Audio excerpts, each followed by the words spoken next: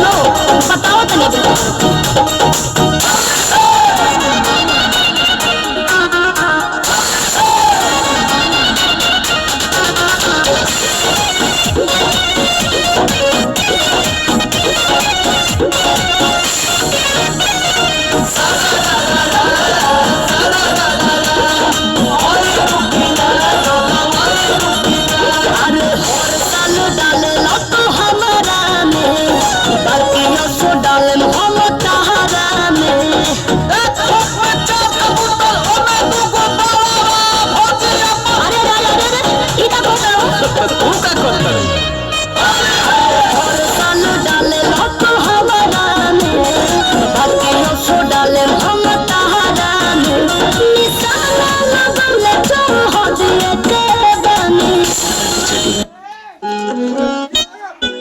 सखी बुढ़ावा भातर